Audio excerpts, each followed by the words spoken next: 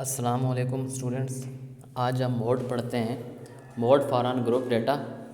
तो पिछले लेक्चर में हमने median for on group data पढ़ा था। आज के लेक्चर में हम mode for on group data पढ़ते हैं।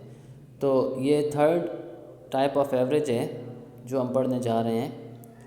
पहले हम अरिथमेटिक मीन पढ़ चुके हैं, फिर हमने मीडियन पढ़ा।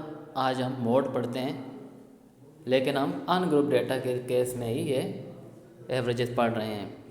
तो mode for on group data ये देख लें कि इसकी डेफिनेशन ये है कि the most repeated value in the data is called mode.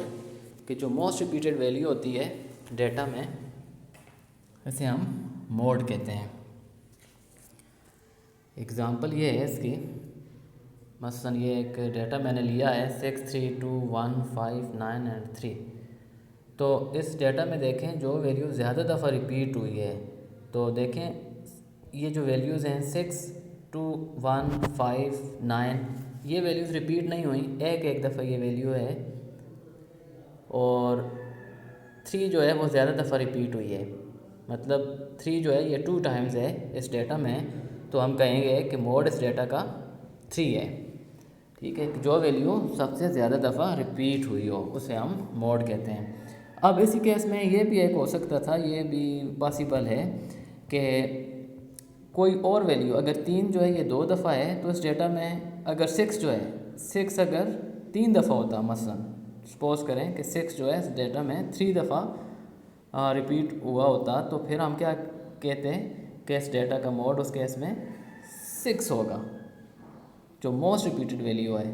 क्योंकि 6 जो है जो हम बात कर रहे हैं 6, इसमें अगर 3 दफ़ा रिपीट हो तो फिर 6 ज़्यादा दफ़ा रिपीट हुआ है अगर, तो फिर मोड जो है वो 6 होगा। अब इस केस में, इस एग्ज़ाम्पल 1 में 3 जो है ये ज़्यादा दफ़ा रिपीट हुआ है, ठीक है, 2 टाइम्स रिपीट हुई है ये वैल्यू, तो इसलिए मोड जो है इसका 3 होगा, क्योंकि 3 मोस्ट रिपीटेड वैल्यू है। तो इसी तरीके से नेक्स्ट एग्ज़ाम्पल देखें, एग्ज़ाम्पल 2 के 3, 1, 4, 7, 4, 1 के।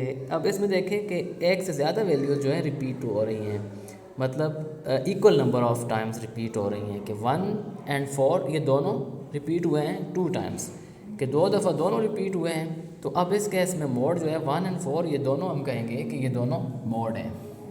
ठीक है, अगर 2 वैल्यूज़ हैं वो equal number of times repeat हो रही हैं तो वो दोनों मोड होंगे उस डेटा के। और फॉर एग्ज़ाम्पल थर्ड केस देख लें इसका, कि कोई वैल्यू भी रिपीट ना हो अगर, ठीक है, ये भी हो सकता है।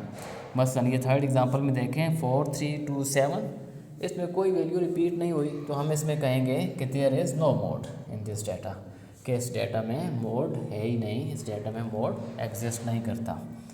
तो ये स्टूडेंट्स अनग्रुप डेटा के केस में मोड फाइंड करने का मेथड है, आज हमने ये पढ़ा है।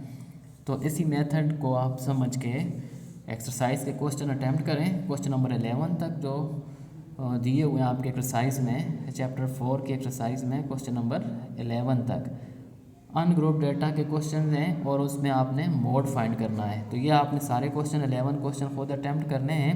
इसमें अगर कोई प्रॉब्लम हो, कोई मसला हो आपको, तो वो आप मुझसे पूछ सकते हैं, वो मैं आपको इंशाल्लाह एक्सप्लेन कर दूँगा। ओके स्टूडेंट्स, अल्लाह हाफिज़।